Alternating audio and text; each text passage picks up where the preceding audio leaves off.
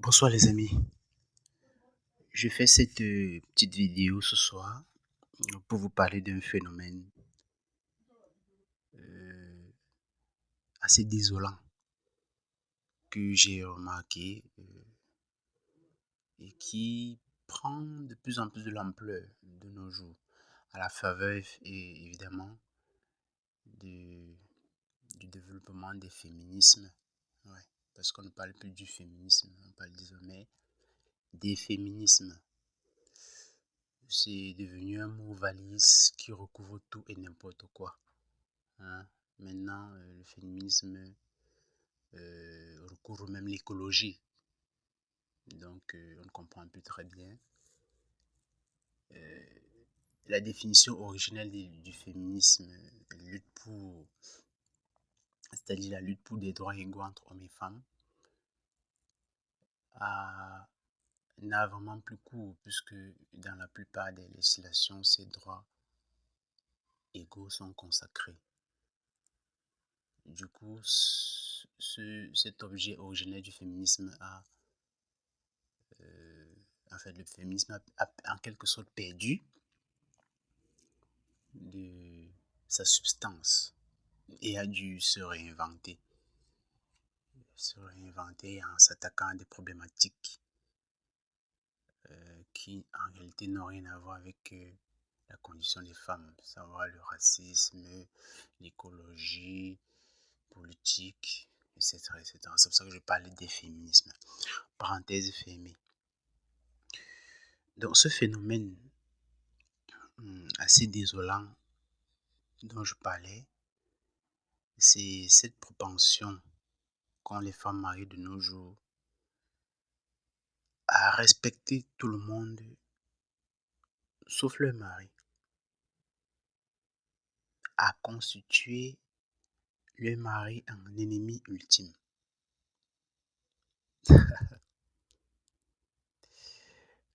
Ouais. De nos jours, les femmes mariées respectent tout le monde sauf leur mari. Vous allez voir une femme mariée, elle parle poliment aux voisins, elle parle poliment à ses amis, elle parle poliment à ses parents, elle parle poliment à des passants, des inconnus, etc. Elle parle poliment au pasteur, oui, puisqu'on sait que la plupart des femmes sont affiliées à un pasteur, pour ne pas dire à une secte. Les études ont prouvé que les femmes sont les plus facilement embrigadables dans des sectes avec des gourous qu'elles écoutent mais refusent d'écouter leur mari. Comment on peut expliquer ça? Donc, en fait, le monde entier bénéficie de leur politesse, leur positivité, les voit sous leur meilleur jour, mais toute leur négativité, toute leur haine, toute leur impolitesse, elle se le réserve pour le mari. C'est d'autant plus bizarre que elle partage la couche de ce mari. Elle dorme auprès de lui.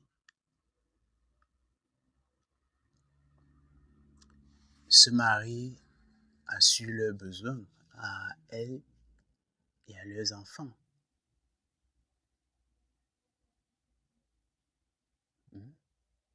C'est incompréhensible. Comment vous pouvez expliquer qu'une femme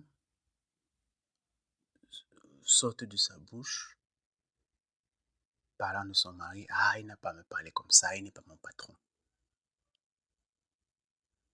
Donc, en gros, elle a plus de respect pour son patron que pour son mari. Ça me rappelle la citation de Jacques Steinberg qui disait en substance la femme a du respect pour... je vais retrouver la station intégralement. Je vous, je vous promets de vous la donner ultérieurement. Mais en substance, il disait que la femme a du respect pour un patron indifférent. Un patron qui sanctionne dès que ses objectifs économiques ne sont pas atteints, financiers, capitalistiques ne sont pas atteints. Un patron qui ne voit elle qu'un outil de production.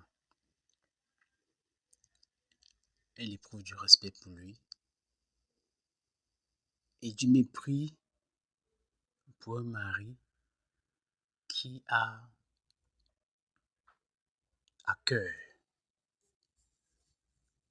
son devenir, qui se soucie d'elle réellement et qui l'aime. Voilà un paradoxe féminin criant. À titre personnel, vous savez, j'aime pas beaucoup parler de moi, mais à titre personnel, une femme m'a tenu une réflexion une fois.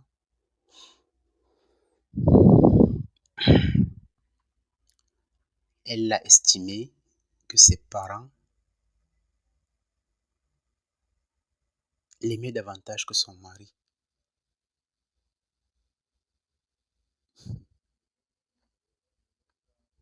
J'ai eu la même réaction que j'ai actuellement. Ça m'a fait sourire. Je lui ai dit, si mes souvenirs sont exacts, je lui ai dit, tes parents et autres membres de ta famille n'ont pas d'autre choix que de t'aimer. En fait, leur amour n'est pas quelque chose d'extraordinaire. Leur amour est quelque chose de naturellement dû. En fait, c'est le contraire qui devrait surprendre. Par contre, l'amour que ton mari te porte est quelque chose de plus authentique en ce que, à la base, il ne te connaît pas. À la base, tu es un étranger pour lui, mais il choisit de t'aimer. Il choisit de t'aimer et de te dédier sa vie. Alors qu'à la base, tu es une inconnue. Tes parents, eux, vous êtes liés par les liens du sang. Ce qui, quelque part, ne leur laisse pas le choix. Ils doivent t'aimer.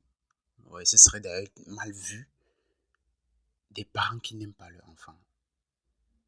Ils doivent t'aimer. C'est une obligation pour eux. Le mari, par contre,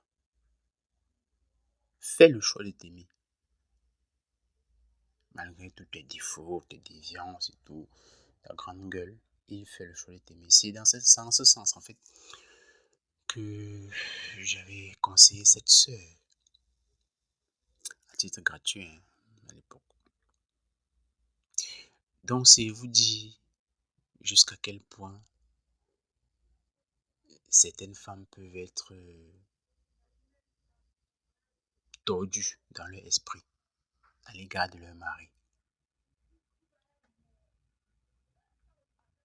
C'est le Coran chez les musulmans qui disait: s'il faille qu'un être humain se prosterne devant un autre être humain, ce serait la femme devant son mari. À une époque pas si lointaine, les femmes appelaient leur mari Seigneur.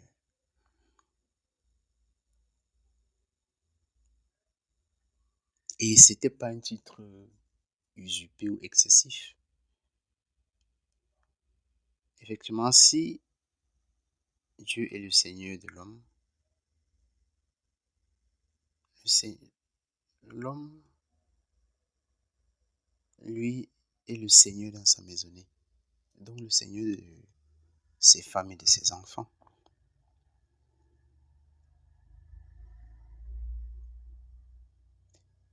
Et cette place doit lui être reconnue.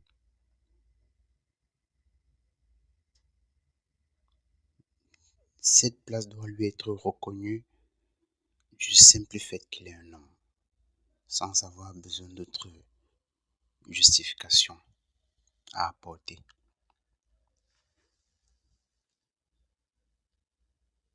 Comment vous pouvez comprendre qu'une femme dise « Ah, c'est pas mon père, il n'a pas à me traiter comme ça. Il n'a pas à me dire ça, je n'ai pas à l'écouter. » Donc en réalité, elle n'écoute que son père. Mais elle vient vivre chez un homme. Comme quoi son père va diriger son foyer à distance. C'est la question qu'on peut se poser.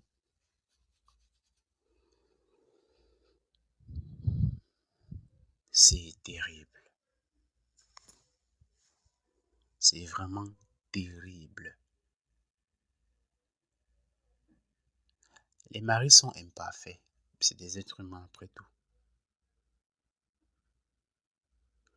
Mais même dans leur imperfection, tout bon mari donne le meilleur de lui-même pour sa maisonnée, c'est-à-dire ses femmes et ses enfants. Il mérite donc de la considération. De la considération. Et normalement, c'est pas trop demandé aux femmes. C'est pas trop le demander. À mon avis, à la base de ce comportement, il y a aussi un problème d'éducation. De la part de ces papas poules, dont moi j'en suis, qui traitent leurs filles comme des princesses absolues.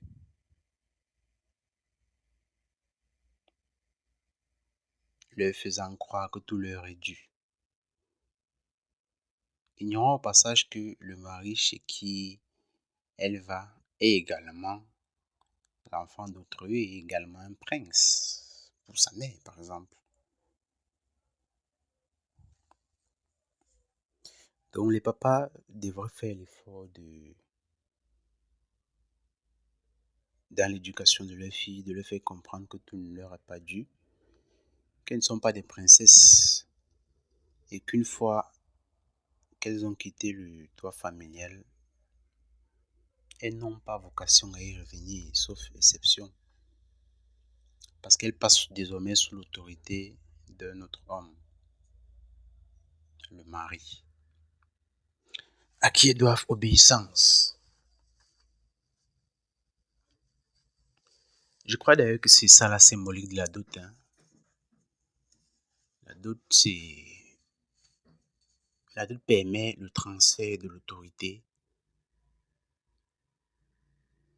que le père avait sur sa fille au mari. Elle portait le nom de son père avant, elle porte désormais le nom de son mari. Je crois que beaucoup de gens ne s'interrogent pas fondamentalement sur le pourquoi de certaines pratiques comme la dot. Ils préfèrent se focaliser sur l'aspect financier, l'aspect festif et tout ça. On veut manger, on veut boire. Ouais. Mais on ne comprend pas ce qu'on est en train de faire. On ne comprend rien. Tu es marié, ton père a reçu la dot de toi, mais ensuite tu vas chez ton mari, le mépriser et respecter ton père. C'est assez bizarre. Il n'est pas question pour les hommes d'être abusifs. Encore qu'on ne sait pas très bien ce que ce mot recouvre de nos jours. Dès que le mari ne va pas dans le sens souhaité, il est taxé d'abusif. Voilà. Dès qu'il essaie d'imposer l'autorité qui lui est due, naturellement, il est taxé d'abusif. C'est dommage, c'est vraiment dommage.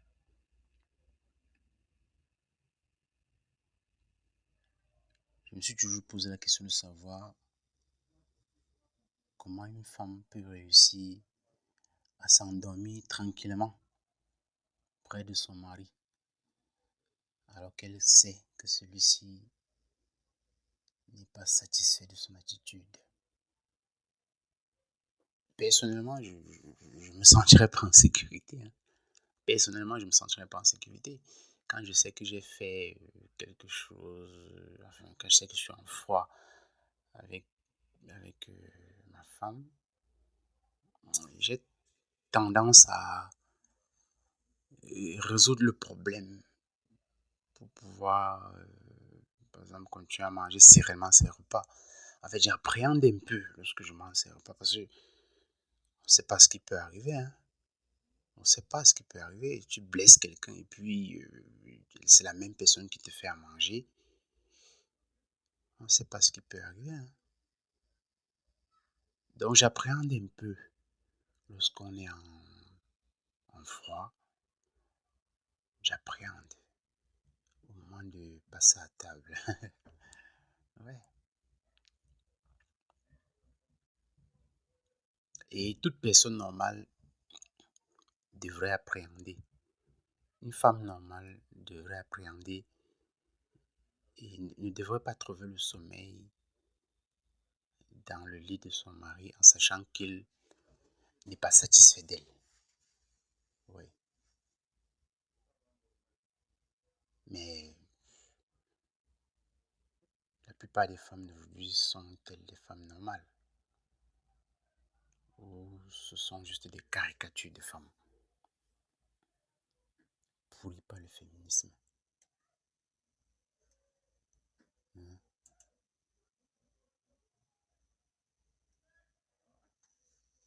Le féminisme dont Margaret Thatcher disait que c'est un poison.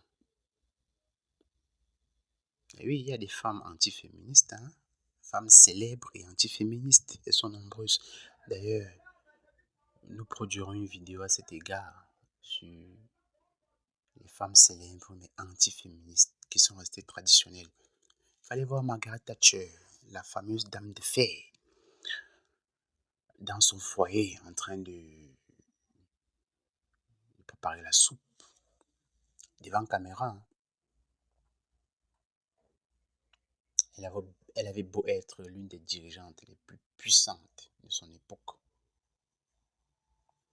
pour ne pas dire même la dirigeante la plus puissante de son époque, parce qu'à son époque, les dirigeants mondiaux n'étaient pas fameux. En URSS, ça devait être Elzine, l'alcoolique, si mes souvenirs sont exacts. Aux États-Unis, ça devait être Bush père, qui n'était pas fameux comme dirigeant. En France, ça devait être Mitterrand, le gauchiste, qui n'était pas fameux non plus. Donc, elle était, on peut dire qu'elle était la dirigeante la plus puissante du monde à l'époque. Ça n'empêchait pas d'être femme. Mais qu'est-ce qu'on voit aujourd'hui? À peine une femme a commencé à gagner 30 000 francs, qu'elle se sent investie du pouvoir, de ressortir tout son venin contre son mari. Margaret Thatcher est restée traditionnelle et antiféministe, alors qu'elle était la femme et même la dirigeante la plus puissante de son temps. Donc, avis à toutes les femmes mariées, apprenez à respecter vos maris.